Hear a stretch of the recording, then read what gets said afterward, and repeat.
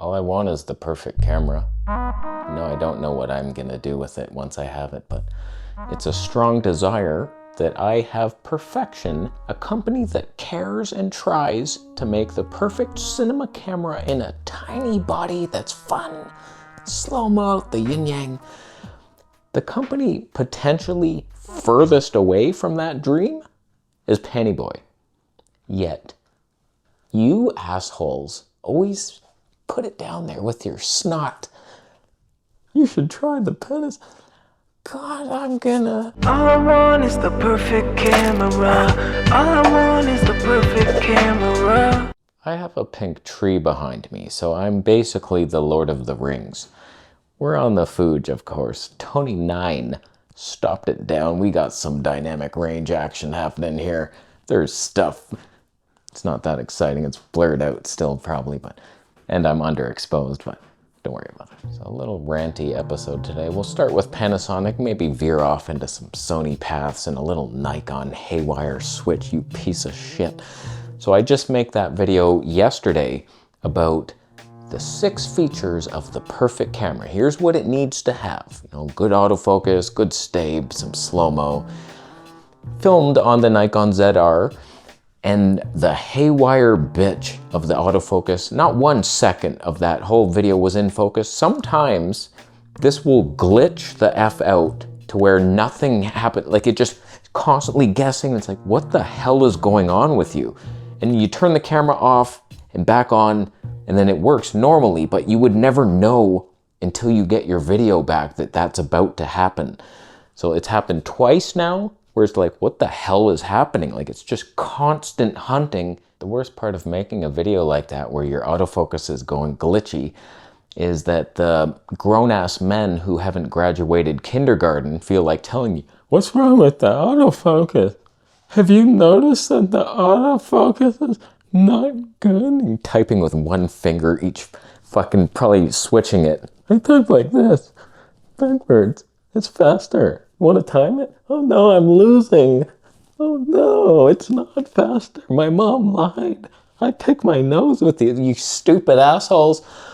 So like, instead of discussing the 6 features of a perfect camera and debating it, all I see is, what's with the autofocus? Nikon's autofocus. Here's a Panasonic. Calm down. Learn to love your audience. They're the ones. You would be homeless without them, so realize who pays the bills here. Stop shouting at them, but whatever, you probably like being insulted and slapped. So in that video, I knew it was gonna happen. People would suggest, you know what? Panasonic ticks most of these boxes. I'm like, they literally don't tick 4 of them. 4 of the 6 you're missing, and you're like, you know what? Think we found a winner here. We got Panasonic. Have you looked into them? I don't know why it hurts me physically when someone recommends me a Panasonic camera. Maybe it's because I'm supposed to be in Panasonic and I'm in denial or something. I'm trying to understand it. Whenever someone recommends Panasonic, I'm mad at it. I'm like, what the fuck are you talking? No. And I just get all defensive. Something's wrong with me. I shouldn't have this kind of attachment to any camera brand, but I got a lot of issues mentally. Oh God, don't use those 2 fingers. Switch it.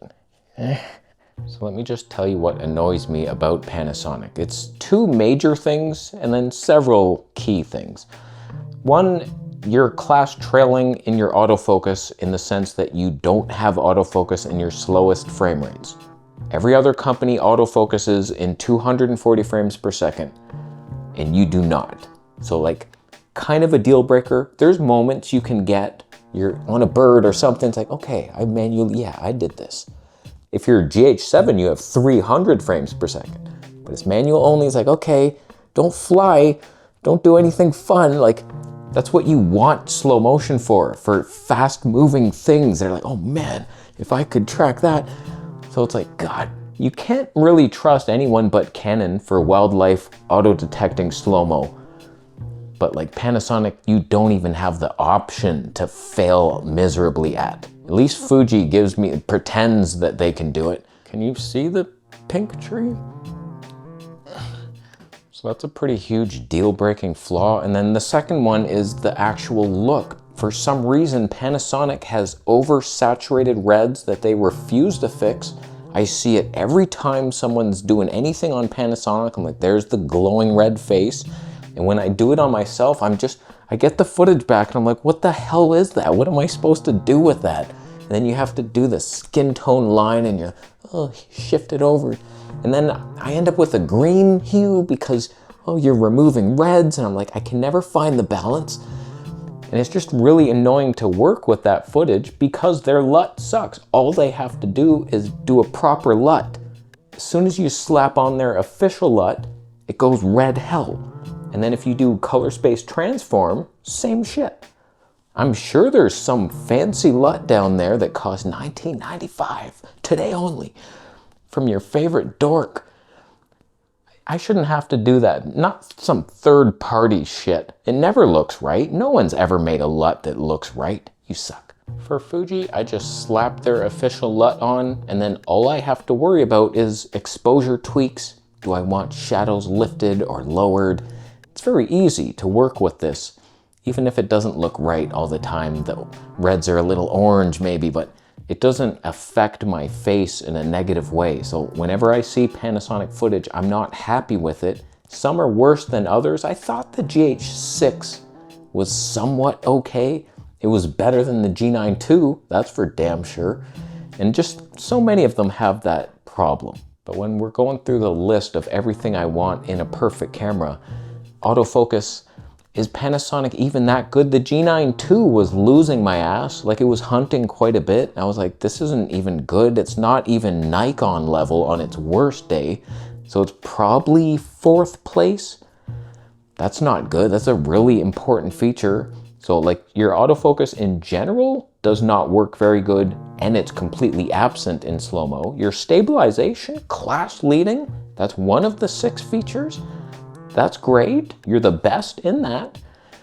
Good. But then what about the other 4? Your ergonomics are okay, but not perfect. Like you have the right-handed mode dial, that's good. Pretty good, but you're heavy. That's one of the major things about ergonomics is being lightweight and fun. So like your GH7 ticks some boxes, but it's heavy. And that's not a good box to not tick. And then the L-mount lenses, you don't have a ton of poppy stuff, although I haven't tried most of it. And really, if we're being honest, can hardly ever even detect it when you do have the poppiest lens ever. So I don't know what I'm doing when it comes to lenses, but sometimes I think I've seen 3D pop and I will never buy a lens that doesn't potentially have it. So it's like, you don't tick a lot of boxes, do you, panty boy? Your L-mount is kind of dead. You have some Leica glass, but it's so expensive. Like that comes with ergonomics price. How does that equal price? Tell me in your brain. It should be $0. That's how. Stopped her open. I hid the pink tree from you. Take that, Gandalf. Don't forget that I bought the Panasonic G9 II not that long ago. I wanted Panasonic to be the ones. I was like, you know what? Best stave in the business, 300 frames per second for the slow-mo street stuff, Leica glass, 3D pop out the yin-yang. It's like, okay, I have to manually focus sometimes. I didn't realize how much I would hate the image that came out of it. It's like over-sharpened and cheap looking, and the colors and the dynamic range, everything about it, I was just vomiting on the footage on my screen. I had to wipe it off so many times. I was running out of money buying the cotton swabs. So I finally and eventually sold it to my friend Spencer's Adventures, and he wants to sell it too. He's like, you know what? I don't know about this thing. Something's off with it. It doesn't look right next to my Sony. He prefers his Sony. So it's like, Panty boy, what did you do? Like, you're supposed to have a nice look. I remember in Thailand when I first tried the Canon M50. I don't even remember how I got it. I think my buddy Eddie had it. He bought it just so I could review it, I think. So, and I saw the colors for the first time. I was like, oh my God, my hair is like black instead of this glowing brown, weird red hue thing. It was like always weird colors with Panasonic. I'm like, oh my God, normal blacks and better whites. Like my teeth weren't as black.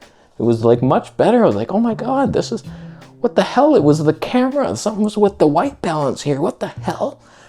Panasonic, your look is bad. And I don't know what you can do to fix it. Obviously just a LUT that lowers the saturation of the red. Probably Gerald Undone has the LUT, but I can't bring myself to that clinical LUT life. I don't know that they could even release a camera in the future that would be super exciting, like the S1 II that's never coming apparently. That would be the video-centric one, but I have a feeling it's gonna be too heavy and expensive to even be in the conversation of something a YouTuber would use to film vlogs and shit. It was like, okay, that's way overkill, Panty Boy. We're just looking for like a ZV-E1 type of killer, not your S9 with your specs lacking. But I tell you, it should be Panasonic, the underdog, taking over everything with the best stable. Like that's so important for good footage. Every time I look at Fuji wildlife, I'm like, I can't use that. Like, damn, that was a great moment, but the IBIS jerks completely ruin it, and it's unvloggable. That stay, forget about it. So it's like Panasonic, and then you're on a gimbal basically. It's like, holy shit, this is smooth, man. And like a glass for the Micro Four Thirds stuff. But it's not even that poppy glass, if I'm being honest with you. Like any freaking Viltrox looks more just because of the background blur on full frame. So I don't know, man, you're up shit's creek, asshole. And it's a red creek. I could now be overexposed. I don't have the proper zebra settings right now. I went for the highlight clippy ones. So that's maybe back off a touch. Stop trying to blur out the pink tree. Gandalf is so disappointed in you. So that's why it annoys me that people suggest Panasonic, because they're so far off in my mind. I'm like, are you joking? Like, what the hell? Are you even listening to what I'm asking for? The closest are Canon and Sony, if we're being real. That's like just honest truth. ZV-E1, Canon R5 II. Those were like right there. I wish you had a more filmic C70 look with R5 II specs. Then I would be in a basement locked up, because I'm like, let me out. It's not perfect. I swear it's not perfect. I can't really bring myself to buy another R5 II. I've already had it. I know what it's like. Yeah, it's pretty good. I would need something else. I could admit defeat and get an R6 III, but you crippled the damn thing with 180 frames per second only. So it's like, God, I hate you. It's like, there's no options in Canon right now, and your glass is shit. So we're just stuck here. I'm like, oh, Nikon and Fuji, that's great. You guys both let me down every day, but whatever. There's nothing else here. It's a small town. I'm in small town hell. There's no deals anywhere. No one buys anything. I review things and I put it up for sale. Nobody, just crickets. I don't want to eat cricket meat. I'm tired of it.